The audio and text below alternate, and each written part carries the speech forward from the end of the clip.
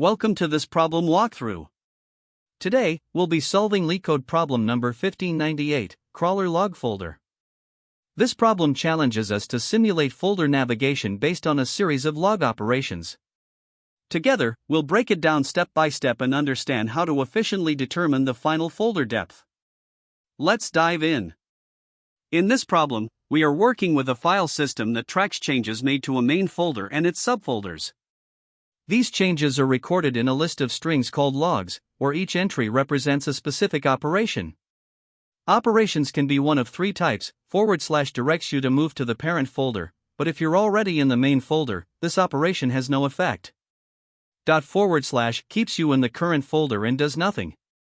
Any other string, for example x/, represents moving into a subfolder named x, which increases the folder depth by 1. The challenge is to determine the minimum depth of the folder you can reach after processing all the operations. Initially, the main folder is at depth 0, and the goal is to return the final depth as an integer after all log entries are processed. Let's look at an example to understand this better. The input log is d1/, d2/, d21/. We start in the main folder at depth 0. First, d1/ indicates moving into a child folder named d1, so the depth increases to 1. Then d2/ moves us into another child folder, increasing the depth to 2. / takes us back to the parent folder, reducing the depth to 1. Next, d21/ moves into a child folder named d21, bringing the depth back to 2. Finally, / keeps us in the same folder, so the depth remains 2. After processing all the logs, the minimum depth is 2. Now consider a different example with the input d1/. We start at depth 0. The first log, d1/, moves into a child folder, increasing the depth to 1. Then / moves back to the parent folder, reducing the depth to 0. The next / attempts to move up again, but since we're already at the main folder, the depth remains 0. The final of / also has no effect, so the depth stays at 0. Thus, after all operations, the minimum depth is 0. Another example uses the input .. Here, we start at depth 0. The first log .. keeps us in the current folder, so the depth remains 0. The second log .. tries to move to the parent folder, but since we're already at the main folder, the depth stays at 0. The last log .. again does nothing, keeping the depth at 0. Therefore, the minimum depth after processing these logs is 0. There are a few key edge cases to consider. If all logs are /, the result will always be 0 because the folder depth cannot go below 0. If all logs are ./, the result will also be 0, as no movement occurs in the folder structure. If the logs contain only valid folder movements, such as x/, the resulting depth will be the total number of these movements minus any / operations that bring the depth back up. These constraints ensure that the folder depth remains well defined and cannot drop below 0 at any point. To solve the crawler log folder problem, our goal is to determine the final depth of a folder structure after processing a series of log operations. These operations are represented as strings in the logs array, and there are three possible types: /for moving up one level, / to remain in the current folder, and a folder name indicating a downward move. Importantly, the depth cannot go below 0. One intuitive approach is to use a stack to simulate the folder structure. For every downward operation, we push the folder name onto the stack, and for /, we pop an element. The size of the stack at the end reflects the depth. While this is straightforward to implement with O(n) time complexity for iterating through the logs, it requires O(n) space for the stack, which is unnecessary since we don't need to track the folder names themselves. This makes the stack-based approach less optimal for this problem, even though it is conceptually clear. Now, we can consider a more optimized approach, which uses a simple counter to track the depth instead of a stack. Here, we increment the counter for downward operations, decrement it for /, as long as the depth stays non-negative, and ignore .. operations entirely. This method processes each log once, maintaining O(n) time complexity, but it reduces space complexity to 1, since we only use a single counter. This makes it far more memory efficient than the stack-based solution while preserving the same time performance. Alternatively, one might use string parsing to count occurrences of / and subtract them from downward operations. However, this requires multiple scans of the input and additional string manipulation, which increases inefficiency and complexity.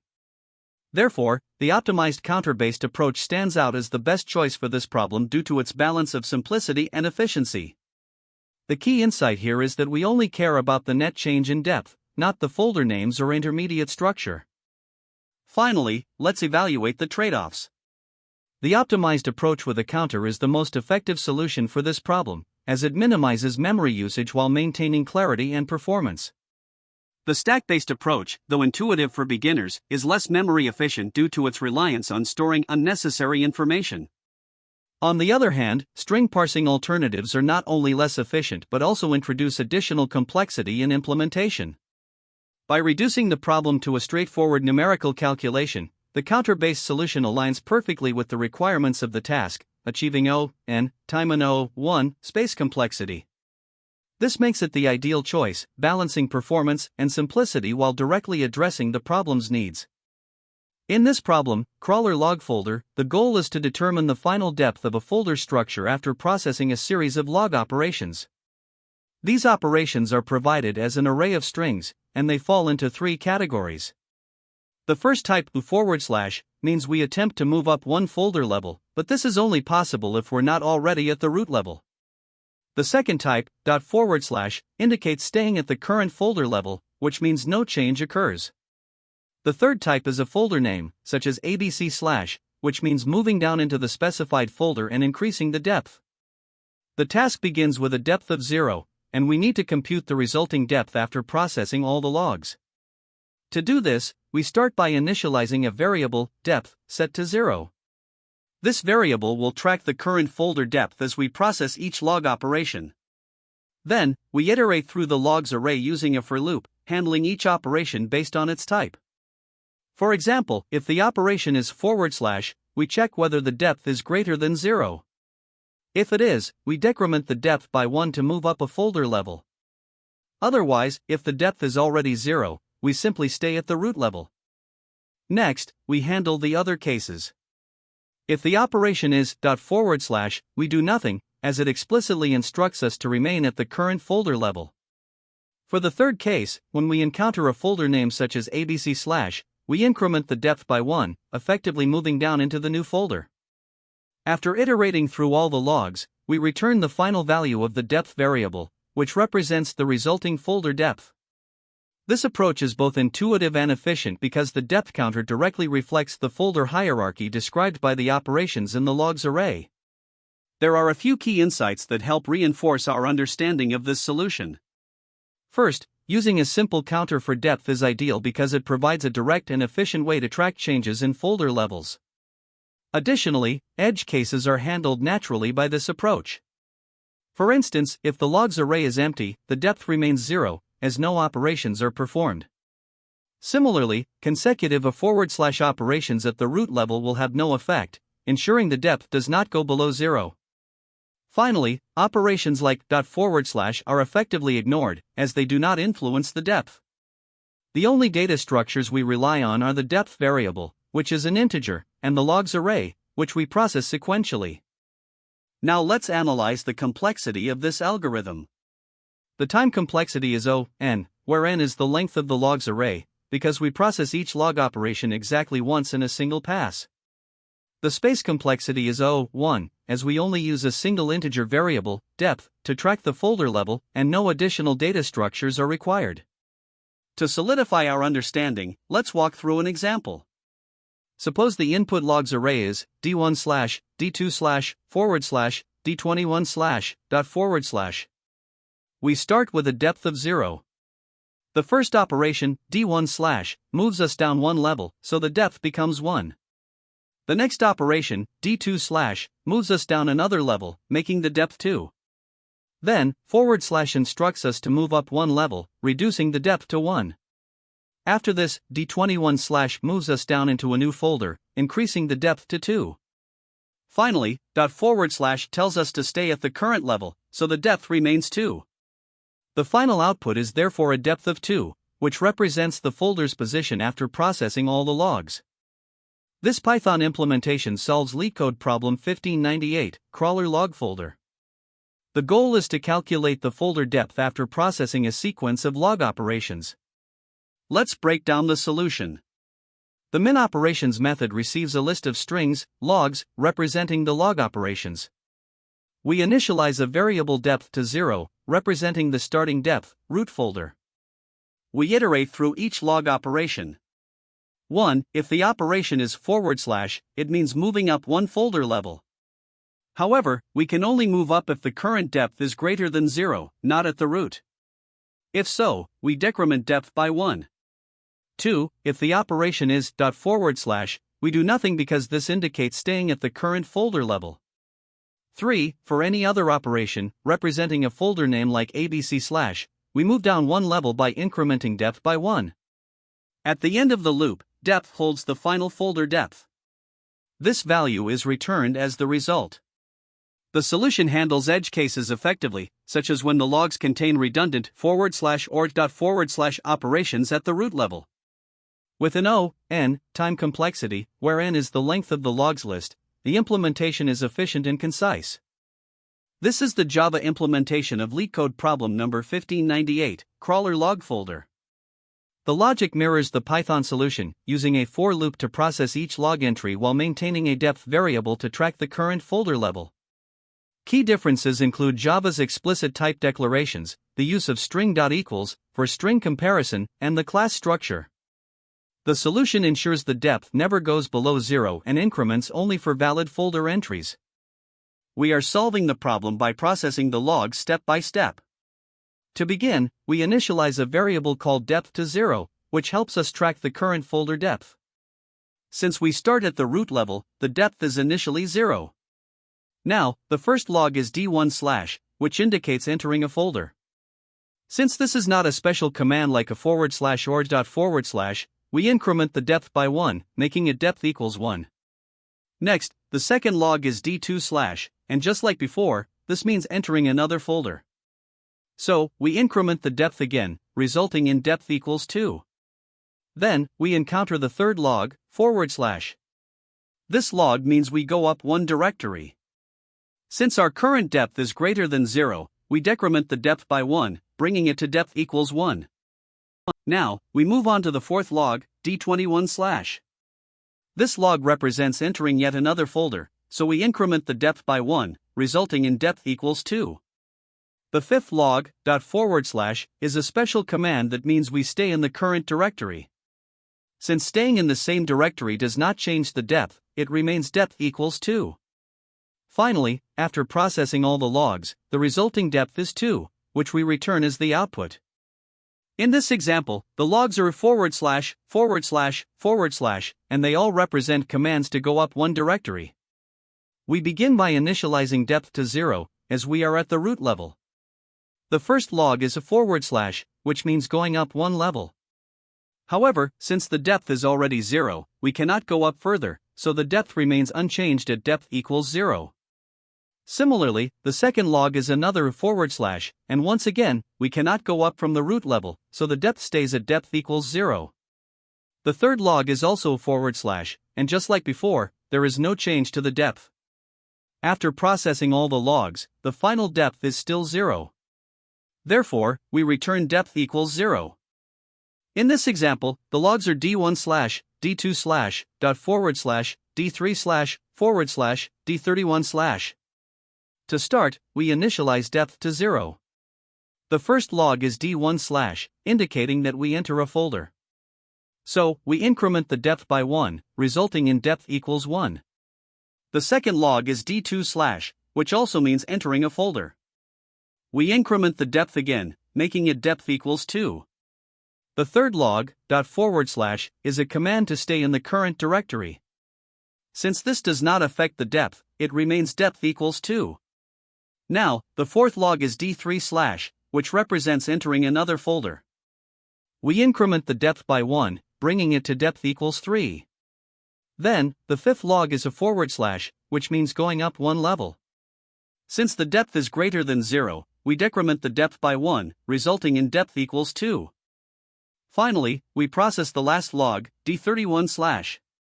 This log represents entering a new folder. As a result, we increment the depth by 1, making it depth equals 3. After processing all the logs in this example, the final depth is 3. Therefore, we return depth equals 3 as the output.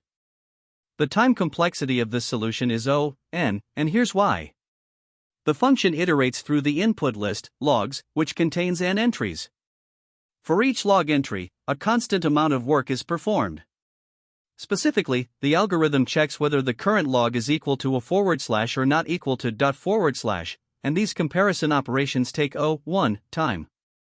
Additionally, modifying the depth variable, whether incrementing or decrementing it, is also an O1 operation. Since each of the n log entries is processed exactly once, the total time complexity is O(n) multiplied by the constant O1 operations, resulting in O(n). Now, if we consider the best, average, and worst cases, the best case occurs when the list of logs is empty. This results in O1 time since the loop does not execute. For the average case, where the input contains a mix of valid and special log entries, the loop still processes all n entries, making the time complexity O(n). Finally, in the worst case, for the largest valid input size, such as n being 10,000, the loop processes all n entries, so the time complexity remains O(n). This consistency across all cases highlights the efficiency of the solution. Now let's discuss the space complexity, which is O(1). The algorithm uses only a single variable, depth, to keep track of the current folder depth. This means memory usage remains constant regardless of the size of the input list. Unlike some other approaches, this solution does not allocate additional data structures to store intermediate results, so the memory requirements do not scale with the input size. Whether the input list contains 10 logs or 10,000 logs, the algorithm's memory usage remains the same. Therefore, the overall space complexity is O(1), making this solution highly space efficient. Let's compare this approach to a more naive or brute force solution. A naive approach might involve simulating the folder structure using a stack or a list.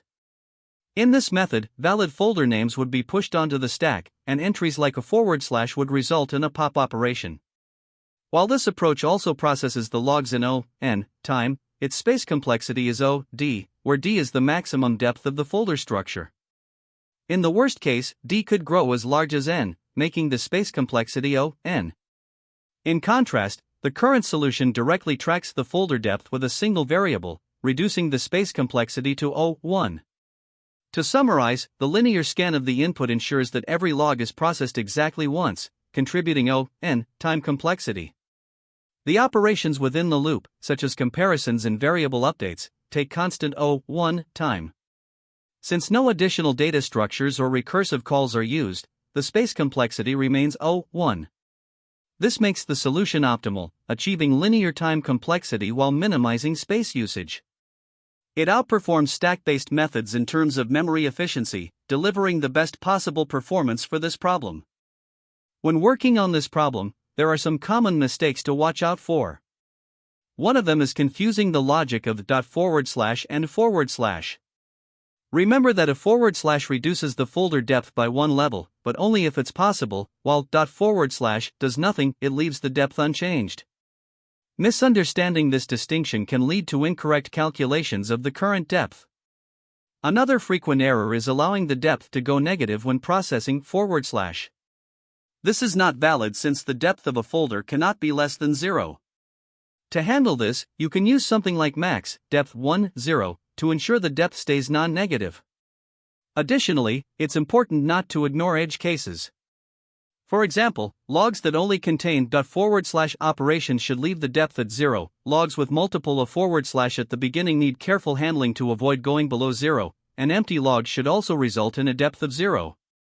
Finally, some implementations use inefficient parsing methods, such as excessive string operations or nested loops.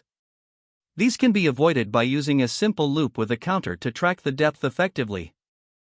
Another point to consider is input validation. While LeetCode guarantees that all log entries are valid, it's good practice, especially in interviews, to handle unexpected or malformed inputs gracefully to avoid runtime errors. Transitioning into interview-specific insights, this problem is essentially a simulation of file system navigation. It tests your ability to interpret operations correctly and maintain an accurate state as you process the logs. A key observation here is that the problem mimics stack-like behavior. While you might think of using an explicit stack, this isn't necessary because you can achieve the same result by tracking the depth with a single integer. This simplifies the implementation and reduces space complexity. It's also worth highlighting the efficiency of the solution. Since you process each log entry in constant time, the overall time complexity is O(n), where n is the number of log entries. During interviews, be sure to clearly communicate how you handle edge cases, like ensuring the depth never becomes negative. This demonstrates your attention to detail and ability to write robust code. This problem shares similarities with several other LeetCode challenges, making it an excellent opportunity to identify related patterns. For example, LeetCode 844, \string compare, involves modifying a string based on operations, which is conceptually similar to updating the folder depth here. LeetCode 682, baseball game, also relies on stack-like operations, though in that case, an explicit stack is required. Another related problem is LeetCode 71, simplify path, which involves parsing and simplifying a Unix-style file path. The concepts of navigating directories and handling different operations closely align with the crawler log folder problem. Lastly, LeetCode 1047, remove all adjacent duplicates in string, emphasizes efficient state management with stack-like logic. Studying these problems can deepen your understanding of how to handle state transitions effectively and identify when stack-like solutions are appropriate. When solving this problem, there are alternative approaches worth considering, though each comes with its own trade-offs. One option is to use an explicit stack. Instead of directly maintaining a depth counter, you can push a folder onto the stack for every valid log and pop it for each operation. This approach may feel more intuitive, especially for beginners, but it increases the space complexity to O(n) as the stack grows with the number of logs. Another approach is to simulate folder traversal recursively. While this can be elegant, it introduces unnecessary overhead and is not well suited for handling large inputs due to the risk of stack overflow. A final alternative is to pre-process the logs with string parsing techniques, such as regex or other string functions, to clean and validate the input before processing. While this ensures the logs are well formed, it adds pre-processing complexity without improving time efficiency, as the core operations still occur in O(n). Each of these methods has its pros and cons, so the best choice depends on the specific constraints and requirements of the task. Great job working through this problem. To summarize, we used a stack-based approach to track folder depth efficiently, achieving a time complexity of O(n). This problem highlights the importance of simulating operations step by step, and it's a great example of how stacks can simplify such tasks. Remember to keep practicing similar problems to strengthen your skills. Thank you for watching, and I hope to see you in the next walkthrough. That's the end of this tutorial. I hope you found this explanation helpful for understanding the solution to this LeetCode problem. If you enjoyed this content, please consider subscribing to the channel for more coding tutorials and solutions. Feel free to leave a like if this video helped you, and don't hesitate to comment with any questions you might have. Thanks for watching, and happy coding!